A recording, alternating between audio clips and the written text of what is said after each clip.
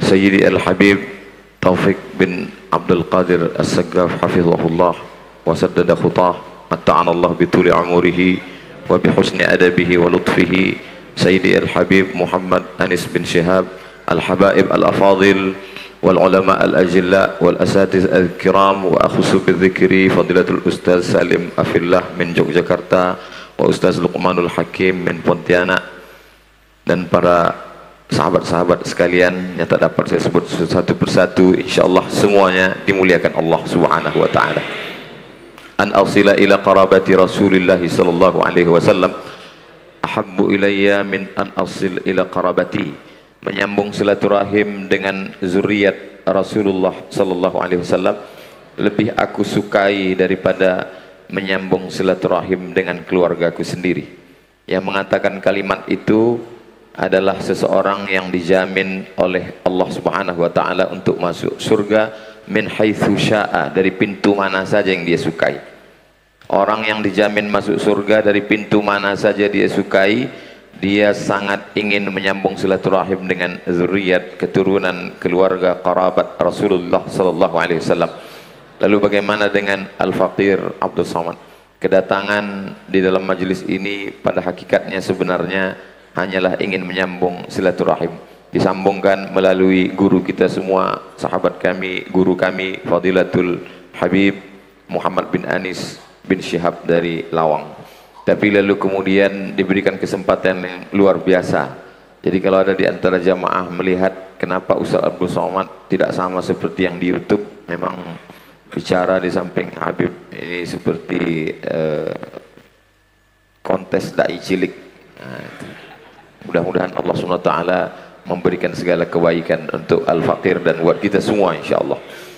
Man ya'ish ba'di, siapa yang hidup sesudah aku nanti, kata Sayyidina Muhammad sallallahu alaihi wasallam, fasaya rakhtilafan katsira, maka dia akan melihat banyak sekali goncangan-goncangan di dalam dunia ini. Tapi Nabi meninggalkan taraktu fikum amraini, ku tinggalkan pada kamu dua perkara. In tamasaktum bihima, kalau kamu pegang yang dua ini, lan tadillu abada, kamu tidak akan sesat untuk selamanya. Kitab Allah Al-Quran wa itrata ahli baiti, dan keturunanku.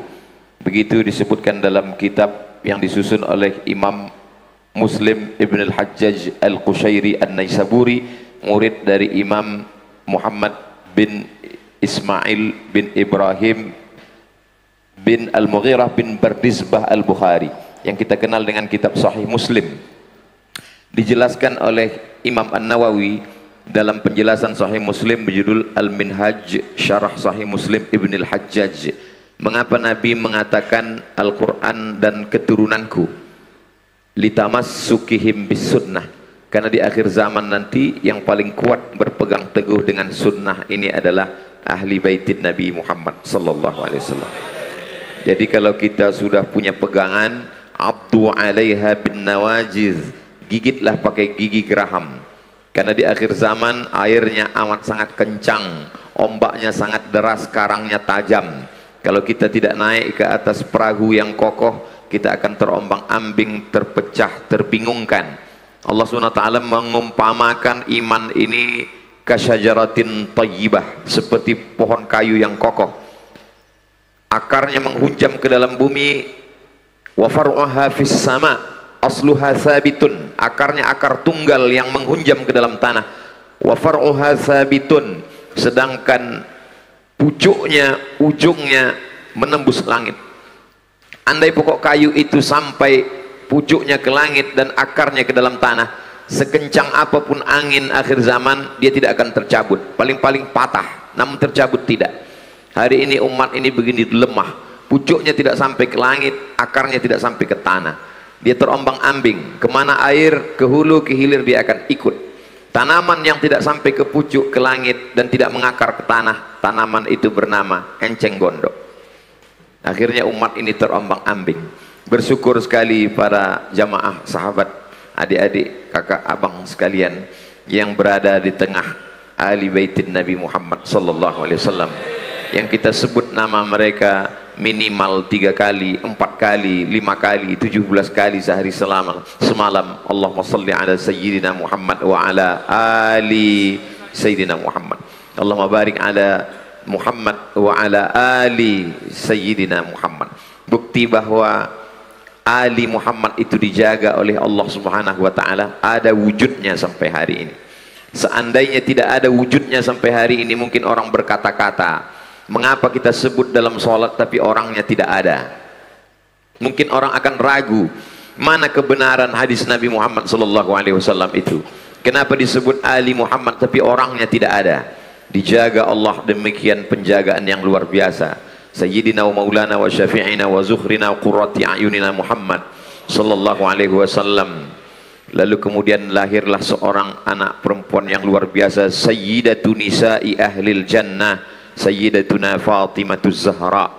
Lalu melahirkan dua orang yang juga sayyid. Kata Nabi, Innal Hasan wal Husain Sayyida Syababi Ahlil Jannah. Maka kita menyebutnya Sayyidinal Hasan, Sayyidinal Husain. Itu bukan dibuat oleh Abdul Somad, berdasarkan hadis sahih, Innal Hasan wal Husain Sayyida Syababi Ahlil Jannah. Lalu kemudian Sayyidinal Husain memiliki seorang anak laki-laki bernama Sayyidina Ali. Untuk membedakan antara Ali kakeknya dengan Ali cucunya, maka bergelar Ali Zainal Abidin, Zainal perhiasan Abidin, orangnya ahli ibadah. Karena Al-Imam Az-Zahabi dalam kitab Siyar A'lam An-Nubala mengatakan dia sehari semalam bersujud alfa sajadah, 1000 kali sujud. Maka disebut juga dia dengan Imam As-Sajjad, orang yang paling banyak sujudnya. Disebut dia dengan Zainal Abidin karena dia perhiasan para ahli ibadah. Dia memiliki seorang anak laki-laki. Lalu kemudian Imam Ali Zainal Abidin memiliki seorang anak laki-laki. Imam Ali Zainal Abidin dari Sayyidina Muhammad SAW turun kepada Sayyidatuna Fatimah, dari Sayyidatuna Fatimah turun kepada Sayyidina Al-Husain, dari Sayyidina Al-Husain turun kepada Sayyidina Ali Zainal Abidin, turun kepada Sayyidina Muhammad Al-Baqir, turun kepada Sayyidina Ja'far Sadiq, turun kepada Sayyidina Ali Al-Uraidi, turun kepada Sayyidina Muhammad An-Naqib, turun kepada Sayyidina Isa, turun kepada Sayyidina Ahmad bin Isa, disebut dengan Al-Muhajir karena dia hijrah berpindah ke negeri yang pernah didoakan oleh Sayyidina Muhammad SAW. Allahumma barik lana fi yamanina, berikan berkah kepada negeri Yaman. Tempat itu dipilihkan oleh Allah melalui lisan Nabi Muhammad SAW. Lalu kemudian dari keturunan-keturunan inilah lahir ulama yang ilmunya sampai ke atap. Atap itu bahasa Arabnya saqaf. Orang yang ilmunya sampai ke atap disebut dengan saqaf. Orang Arab menyebutnya saqaf, karena orang Indonesia sulit menyebut saqaf, mereka menyebutnya as-sagaf. Lalu kemudian ada bin Yahya bin Syekh Abi Bakar, ada Al-Haddad, ada Al-Jifri. Lalu kemudian salah satu ada Al-Gadri, salah satu dari mereka datang ke Nusantara. Mereka datang ke Nusantara untuk menyebarkan dakwah Islam yang luar biasa. Lalu kemudian salah satunya adalah Sayyidi Al-Habib Husain Al-Gadri, menjadi seorang mufti di Pulau Kalimantan. Lalu kemudian Sayyidi Al-Habib Husain Al-Gadri memiliki seorang anak laki-laki bernama Sayyidi Abdurrahman bin Husain Al-Gadri. Lalu kemudian dia menembakkan meriam, ditembakkan meriam sebagai alat perjuangan. Lalu pelurunya itu jatuh. Di mana peluruku ini nanti jatuh, disitulah aku akan mendirikan sebuah masjid.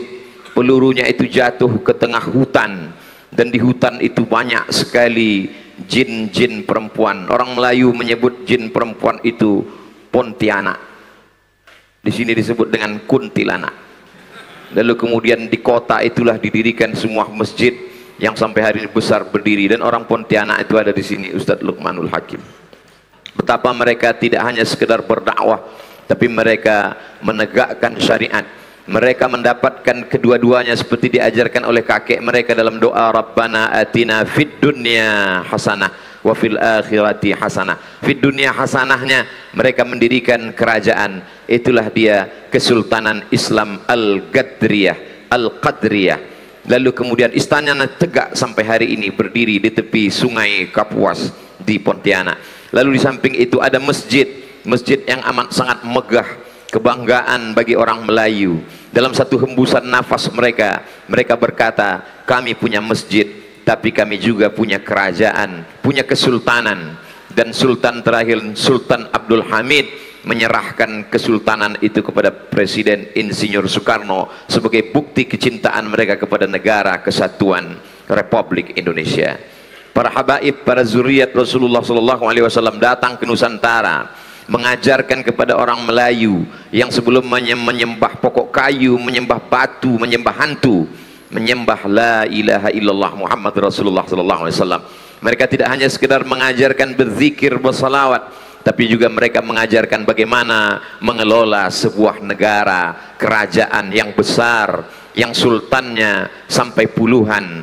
Lebih lama kita bersultan daripada bernegara. Kita bernegara baru hanya sekitar 70 sekian tahun. Dari sejak tahun 1945 sampailah pada tahun ini 2022. Tapi dengan kecintaan yang luar biasa, kita mengatakan Allahu Akbar, sama-sama mengusir Belanda, dan kita bangga menjadi warga negara kesatuan Republik Indonesia. Salah satu dari zuriat keturunan Rasulullah SAW bernama Sayyidi Al-Habib Uthman Shahabuddin dari Fambanahsan. Lalu kemudian beliau datang ke Pulau Sumatera, tepatnya di Riau. Saat itu Riau belum lagi bergabung dengan negara kesatuan Republik Indonesia. Berdiri kesultanannya pada tahun 1723 Hijrah, 1723 Masehi. Hari ini kita 2022. Begitu lamanya, 300 tahun yang lalu. Lalu kemudian ada salah seorang raja Melayu memiliki seorang anak perempuan, Tengku Embung namanya. Orang Melayu di Pulau Sumatera sangat cinta dan sayang kepada zuriat Nabi Muhammad SAW. Mereka tidak hanya memberikan hatinya, memberikan imannya, anak gadisnya dia berikan. Maka menikahlah Tengku Embung dengan keturunan Rasulullah SAW. Sejak itulah raja-raja Melayu di kampung halaman kami, di pangkal namanya bergelar Syarif. Syarif di pangkal namanya adalah kehormatan. Maka sultan yang terakhir bernama Sultan Syarif Qasim, yang menjadi sultan terakhir, menyerahkan kedaulatan Kesultanan Riau Melayu Sumatera pada tahun 1946 kepada Presiden Insinyur Soekarno, dan menyerahkan 13 juta gulden untuk perjuangan Indonesia melawan Belanda. Begitu kecintaan kami kepada negeri dan bangsa ini. Jadi kalau ada orang terheran-heran kenapa bangsa Melayu di Sumatera itu sayang sekali kepada habaib zuriat, karena nenek moyang kami mengajarkan 300 tahun yang lalu, generasi ke-7 sampai hari ini kami tetap mencintai mereka sebagai raja, sebagai sultan, sebagai ulama yang mengajarkan kami dari menyembah benda kepada menyembah la ilaha illallah Muhammad Rasulullah SAW. Sampai hari ini kami mengabadikannya dalam 3 nama. Sultan Syarif Qasim sebagai nama jalan yang besar. Nanti kalau saudara-saudaraku datang ke Riau Sumatera, kampung kami, silakan melihat jalan Sultan Syarif Qasim sebagai nama Habib yang sekaligus sultan. Lalu kemudian Sultan Syarif Qasim diabadikan sebagai nama airport Sultan Syarif Qasim. Sultan Syarif Qasim juga diabadikan sebagai nama universitas, Universitas Islam Negeri Sultan Syarif Qasim. Dalam satu hembusan nafas kami adalah Melayu. Dalam satu hembusan nafas kami adalah pencinta zuriat Rasulullah. Dalam hembusan nafas kami adalah orang yang amat sangat cinta kepada negara kesatuan Republik Indonesia. Lalu kemudian sampai hari ini ketika ada hadis yang mengatakan, bukankah Nabi mengatakan kamu berpegang kepada 2, kitab Allah wa sunnati? Betul. Hadis yang mengatakan berpeganglah kepada Al-Quran dan sunnahku. Hadis itu disebutkan dalam kitab Mustadrak Al-Hakim karya Imam Al-Hakim. Disebutkan juga dalam kitab Muwatta Imam Malik. Apa kata Imam Malik bin Anas? Katabtu allaftu wada'tu kitabi hadha ala sab'ina min fuqaha'il Madinah. Kitab yang kutulis ini sudah aku presentasikan, aradtu ala sab'ina min fuqaha'il Madinah, sudah aku presentasikan kepada 70 orang ahli fikih Madinah. Kulluhum wata'uni fasammaituhu muwatta'a. Semuanya setuju kitab ini isinya, maka kunamakan dia dengan kitab Muwatta. Hadis yang menyebut bahwa Nabi mengatakan berpeganglah kepada Al-Quran dan Sunnah ada dalam kitab Muwatta, ada juga dalam kitab Mustadrak Al-Hakim. Tapi ulama sepakat bahwa kedua hadis itu dhaif. Hadis dhaif tidak masalah, kata Imam Jalaluddin Abdurrahman As-Suyuti dalam kitab Tadribur Rawi Syarah Taqrib An-Nawawi. Hadis dhaif tidak masalah kalau dia cukup 5 syarat. Hadis dhaif bukan masalah akidah. Hadis dhaif bukan masalah hukum halal haram. Hadis dhaif tidak ada periwayatnya yang palsu, pendusta, pembohong. Hadis dhaif bukan sebagai dasar. Hadis dhaif hanya sekedar fadail amal. Tidak ada kontradiktif antara hadis yang mengatakan berpeganglah kepada Quran dan sunnah. Hadis satu lagi mengatakan berpeganglah kepada Quran dan zuriatku para habaib. Al-Quran tidak menyebutkan salat zuhur 4 rakaat sir. Al-Quran tidak menyebutkan salat maghrib 2 rakaat jahar, 1 rakaat sir. Al-Quran tidak menyebutkan salat subuh 2 rakaat. Al-Quran hanya menyebutkan aqimis salata liduluki syamsi ila ghasaqil laili wa Qur'an al-fajri. Inna Qur'an al-fajri kana mashhuda. Dari mana kita tahu bahwa salat itu ada ruku, ada sujud, ada i'tidal, ada salam, ada kunutnya? Berdasarkan hadis Nabi. Tapi hadis itu tulisan di kertas. Hadis itu tidak bergerak. Hadis itu tidak nampak wujud dalam bentuk audiovisual nyata. Lalu kenapa kita mesti mengikut zuriat Rasulullah sallallahu alaihi wasallam? Karena hadis menjelaskan secara kisah cerita, sedangkan bukti nyatanya adalah gerakan para habaib. Oleh sebab itu tidak ada kontradiktif antara kedua hadis ini. Kedua hadis ini saling melengkapi. Berpegang kamu dengan Quran, penjelasan Al-Quran, lihatlah pada gerak-gerik para habaib. Dari mulai ujung rambutnya sampai ke ujung kakinya. Ujung rambutnya ditutup dengan qalan suah. Setelah qalan suah mereka memakai imamah. Berdasarkan i'tamma Rasulullah sallallahu alaihi wasallam. Rasulullah memakai imamah ketika beliau memasuki kota Makkah. Nabi memasangkan imamah kepada Sayyidina Ali karramallahu wajhah. Imamah adalah sunnah Rasulullah sallallahu alaihi wasallam. Mengapa jubah mereka 2 lapis, satu di dalam putih, di luar lagi ada 2? Karena memang Nabi sallallahu alaihi wasallam memakai burdah. Nabi memakai imamah, Nabi memakai burdah, dan Nabi sallallahu alaihi wasallam memakai asa, memakai tongkat, bahkan sampai kepada cincin at-takhattum bil yamin.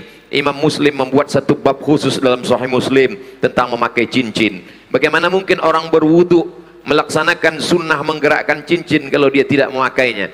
Bersiwak, laula ana asyqa ala ummati la amartuhum bisiwak inda kulli salah. Kalau tidak memberatkan bagi umatku, ku perintahkan mereka bersiwak untuk setiap salat. Maka segala gerak mereka adalah sunnah Rasulullah sallallahu alaihi wasallam. Berpegang mereka, kita semuanya, kepada sunnah yang bergerak. Berpegang juga kepada sunnah dalam kitab Sahih Al-Bukhari, dalam kitab Sahih Muslim, dalam kitab Sunan Abi Dawud, dalam kitab Sunan Nasai, dalam kitab Sunan At-Tirmidzi, dalam kitab Sunan Ibn Majah, dalam kitab Muwatta Malik, dalam kitab Musnad Ahmad bin Ambal, dalam kitab Sunan Ad-Darimi. 9 kitab Ahlus Sunnah yang dinyatakan paling tinggi tingkat kesahihan hadis-hadisnya. Di samping ada Musnad Tayalisi, ada Musannaf Ibni Abi Syaibah. Maka sesungguhnya semua itu adalah berpegang kepada sunnah-sunnah Rasulullah sallallahu alaihi wasallam. Tapi akhir zaman ini label ahli sunnah ini mulai diperebut-rebutkan. Berapa banyak sunnah-sunnah yang kita lakukan dituduh sebagai bid'ah, lalu orang berpegang kamilah sebenarnya yang sunnah. Seketika saking banyaknya benda yang palsu dan orang memakai yang asli sedikit, maka orang yang memakai asli pun bingung siapa sebenarnya yang asli, siapa sebenarnya yang palsu. Saking banyaknya orang yang batil, orang betul diam, akhirnya yang betul merasa batil, yang batil merasa betul. Gara-gara orang betul tidak bicara tentang yang benar, orang batil selalu menunjukkan kamilah ahlu sunnah, kamilah ahlu sunnah, kamu semuanya lah ahlul bid'ah. Insya Allah kita meyakini bahwa kita lah ahlu sunnah wal jamaah. Apakah kita ahlu sunnah wal jamaah? Dari bunyinya ragu. Kita adalah ahlu sunnah wal jamaah. Kamu tadi pergi kemana? Saya ke masjid. Habis sholat kamu ngapain? Kami baca Quran. Apa yang kamu baca? Kami baca Yasin. Baca Yasin itu bid'ah. Ketika kalimat itu didengar pertama kali, maka mungkin orang akan marah. Kami sudah melakukan tradisi ini bertahun-tahun dari kakek nenek moyang kami, tidak mungkin ini bid'ah. Tapi kemudian pulang ke rumah tonton TV, TV mengatakan bid'ah. Buka handphone, handphone mengatakan bid'ah. Putar radio, radio mengatakan bid'ah. Lama-lama kita pun merasa kalau begitu memang ini bid'ah. Orang yang tidak punya pegangan yang kuat, dia akan terombang-ambing di akhir zaman. maka teruslah istiqomah dalam perbuatan, dalam pendengaran, dalam kajian, karena orang yang punya pegangan yang kuat, dia tidak akan lepas dari pegangan itu. Nabi tidak mengatakan pegang dengan kedua tanganmu, tapi addu 'alaiha bin nawajid, gigitlah pakai gigi geraham. Hari ini begitu ulama-ulama kita dulu mengaji puluhan tahun, berawal dari membaca kitab Matan al-Ajurrumiyah, lalu kemudian naik ke Kawakib Durriyah, naik kepada Imriti, naik kepada Alfiyah Ibni Malik, dibaca syarahnya, syarah Ibni Aqil. Lalu setelah itu barulah dia membuka kitab-kitab fikih di awal yang paling kecil sekali Matan Taqrib. Setelah itu naik kepada Fathul Qarib, naik kepada yang agak besar sedikit I'ana, naik kepada yang besar Al-Mahalli, naik kepada Al-Majmu' Syarah Muhadzab. Puluhan tahun mereka bertalaqi, membaca kitab itu kepada para masyayikh, kepada para guru. Setelah itu barulah mereka mampu berbicara. Hari ini orang hanya mengikuti tanpa bersanad, tanpa berguru. Kalau ditanya di mana kamu mendengar ini, qala Google wa qala YouTube. Hanya dengan 5 jurus menyalahkan orang lain. Kalau tidak dilaksanakan Nabi, bid'ah. Kalau tidak dilakukan Nabi, bid'ah. Kalau 5 ini dipakai untuk menjadi standar keilmuan, banyak sekali orang-orang soleh, orang-orang salaf yang masuk neraka hanya gara 5 kaedah. Kaedah 5 jari. Kalau tidak dilakukan Nabi, bid'ah. Pertama, ada seorang sahabat Nabi, disebutkan dalam kitab Imam Az-Zahabi, Syiar A'lam An-Nubala, sebelum tidur dia berzikir alfa uqdah, 2000 simpul tali alfa uqdah. Dia ambil tali, dia simpul sebanyak 2000. Sebelum tidur dia bertasbih sebanyak 2000 simpul. Subhanallah, subhanallah, subhanallah, subhanallah. Barulah dia tertidur. Dia adalah Sayyidina Abu Hurairah radhiyallahu an. Seandainya dipakai 5 kaedah, kalau tidak dilakukan Nabi, bid'ah. Kullu bid'atin dalalah wa kullu dalalatin finnar. Maka orang pertama yang masuk neraka gara-gara kaedah ini adalah Abu Hurairah, orang yang paling banyak meriwayatkan hadis Rasulullah SAW. Silakan cari hadis dalam kutubus sittah, kutubus tis'ah, bahwa Nabi pernah membuat 1000 simpul tali, dan Nabi membuat 2000 simpul tali. Nabi bertasbih 2000 sebelum tidur. Tidak akan pernah ketemu hadis. Lalu pakai kaedah tadi, jika tidak dilakukan Nabi, bid'ah, bid'ah dalalah, dalalah finnar. Maka orang pertama masuk neraka gara-gara kaedah ini adalah Abu Hurairah. Kalau Abu Hurairah masuk neraka, maka 5000 hadis yang dia riwayatkan itu semuanya mardud, tidak bisa diterima, maka batallah Islam. Teori ini adalah teori biliar, mohon maaf, tak layak disebutkan, permainan yang mungkin lawa, sia-sia. Tapi yang ditembak satu bola, sebenarnya yang ingin dimasukkan adalah bola lain. Yang ditembak adalah dengan 5 kaedah, sebenarnya ingin menjatuhkan periwayat hadis. Kalau hadisnya jatuh, maka orang tidak lagi bisa memahami Al-Quran. Itulah mengapa kata Nabi, la tasubbu ashabi, jangan kamu caci maki sahabat-sahabatku. Lau anfaqa minkum ahadun, seandainya di antara kamu ada yang mampu bersedekah mithla Uhudin zahaban, emas sebesar bukit Uhud, tidak sampai setengah tapak tangan Sayyidina Abu Bakrin As-Siddiq radhiyallahu anhu. Yang kedua, ada seorang imam mazhab yang luar biasa, namanya Imam Ahmad bin Hambal, dikenal dengan Imam Hambali, meninggal pada tahun 241 Hijrah di Baghdad. Imam Ahmad bin Hambal disebutkan dalam biografi, da'autu lisyafi'i fi salati arba'ina sanah, saya mendoakan Imam Syafi'i dalam salat saya 40 tahun. Bukan di luar salat, bukan setelah salat, bukan sebelum salat. Da'autu lisyafi'i fi salati, aku mendoakan Imam Syafi'i dalam salatku arba'ina sanah, 40 tahun. Apa doanya? Rabbighfirli wali walidayya wali Muhammad bin Idris Asy-Syafi'i. Ya Allah, ampunkan aku, ampunkan kedua orang tuaku, ampunkan Imam Muhammad bin Idris Asy-Syafi'i. Apakah pernah Nabi Muhammad SAW membacakan doa ini dalam salatnya?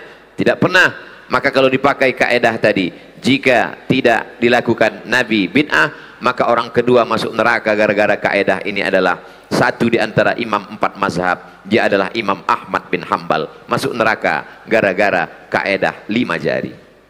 Yang kedua masuk neraka.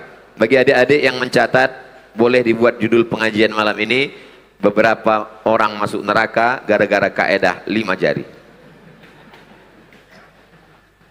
Imam Ibnu Taimiyah, kalau dia selesai sholat subuh, dalam kitab manaqibnya dikatakan yang diikuti oleh muridnya kemanapun dia pergi, selesai sholat subuh, dia tidak keluar dari masjid, dia mendongakkan kepalanya melihat ke atas, lalu dia membaca Al-Fatihah. Bismillahirrahmanirrahim. Alhamdulillahirabbil alamin arrahmanir rahim maliki yaumiddin iyyaka na'budu wa iyyaka nasta'in ihdinas siratal mustaqim siratal ladzina an'amta 'alaihim ghairil maghdubi 'alaihim waladdallin amin, sampai terbit matahari.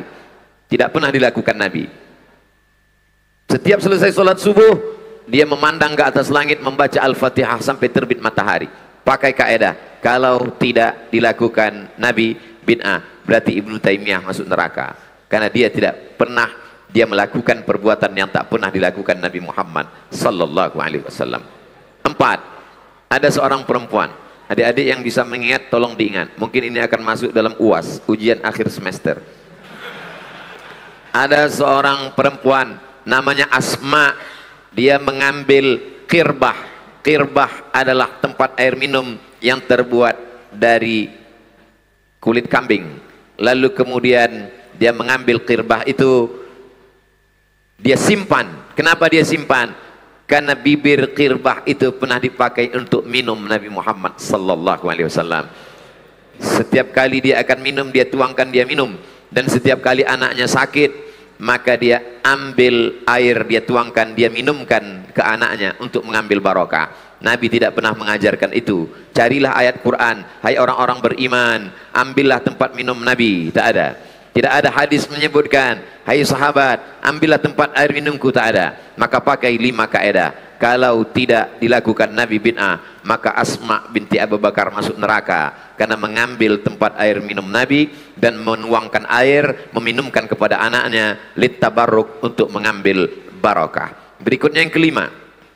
Suatu ketika Khalid ibnul Walid kehilangan topinya. Mana topiku, kata Khalid bin Walid. Sahabat-sahabat Khalid bin Walid mengatakan, kenapa kamu kebingungan mencari topi? Banyak berjualan topi di pasar. Cari saja topi yang ada di pasar. Kata Khalid bin Walid, bukan masalah topinya, tapi di dalam topi itu ada rambut Nabi Muhammad sallallahu alaihi wasallam. Ternyata Khalid bin Walid kemana-mana dia pakai topi, dan di dalam topi itu tersimpan rambut Sayyidina Maulana Muhammad sallallahu alaihi wasallam. Dia sudah melakukan perbuatan yang tidak pernah disuruh, diperintahkan Nabi Muhammad sallallahu alaihi wasallam. Berarti Khalid bin Walid orang yang kelima masuk neraka gara-gara kaedah ini. Berikutnya yang keenam.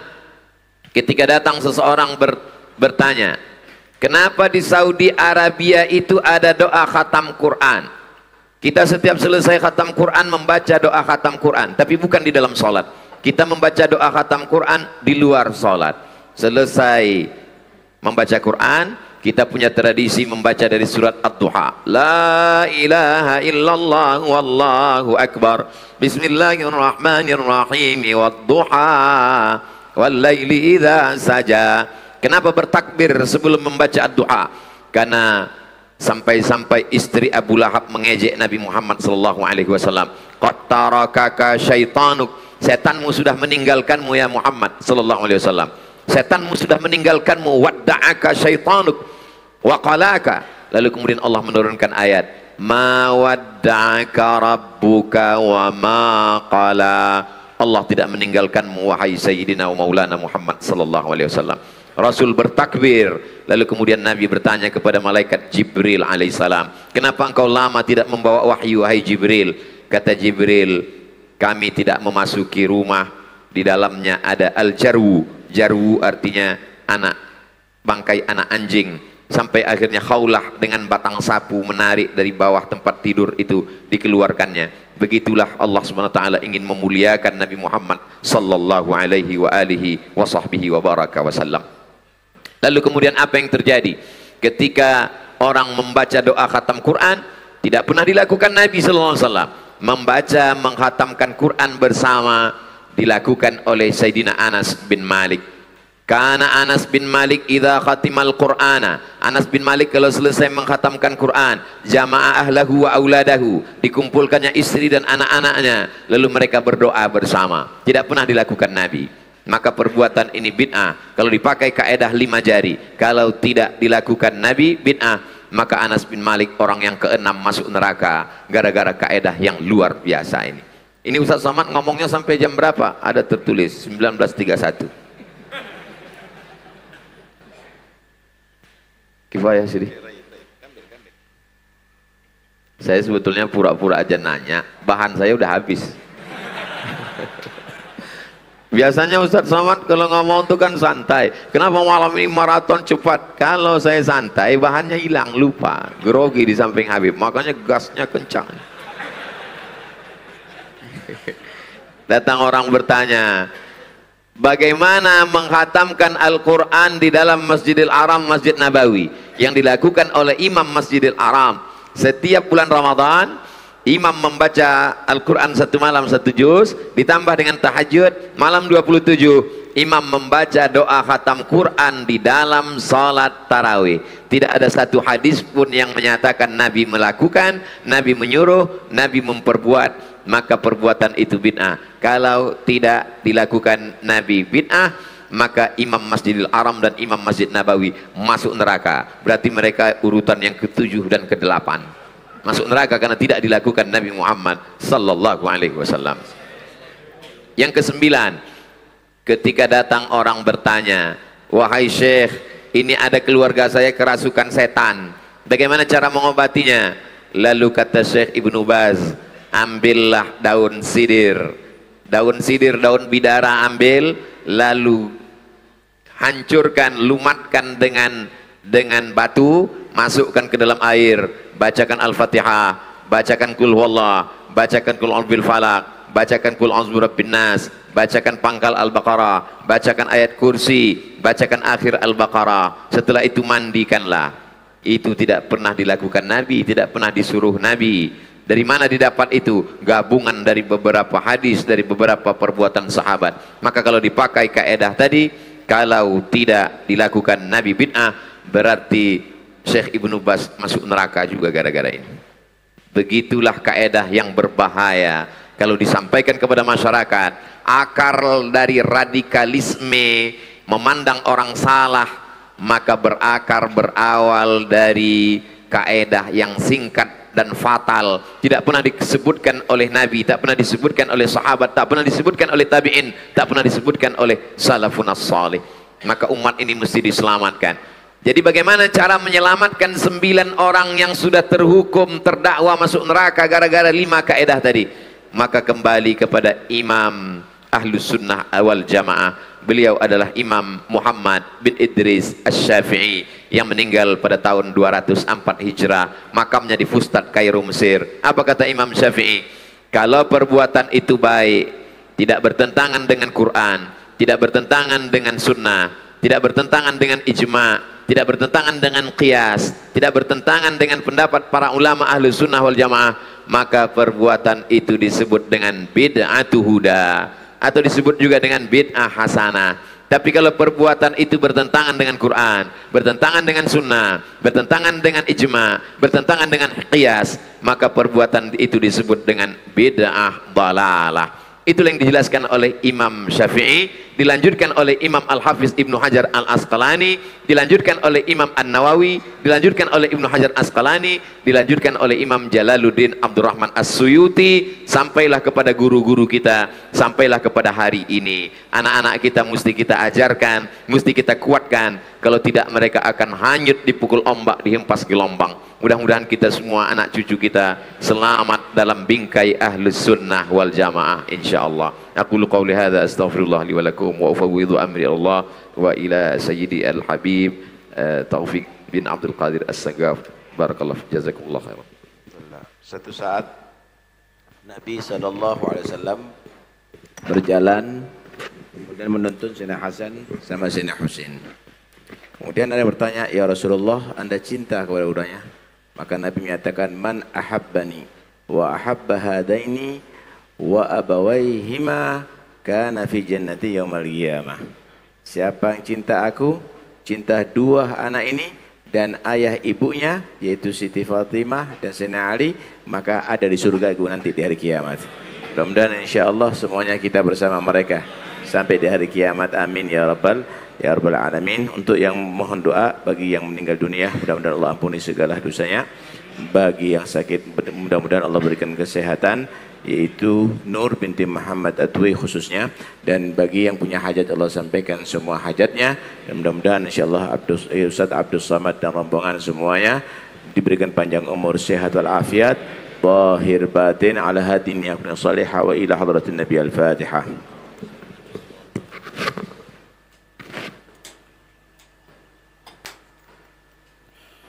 Allahumma salli wa sallim ala sayyidina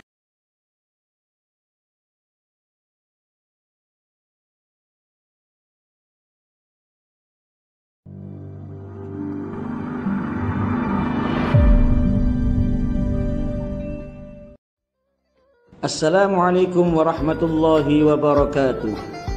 Investasi spektakuler hanya dengan Rp10.000 per bulan, dan selama 20 bulan saja Anda akan memiliki peninggalan di atas dunia yang pahalanya insya Allah mengalir terus sampai akhirat, yaitu berupa Rumah Sakit Al-Maunah Kota Pasuruan.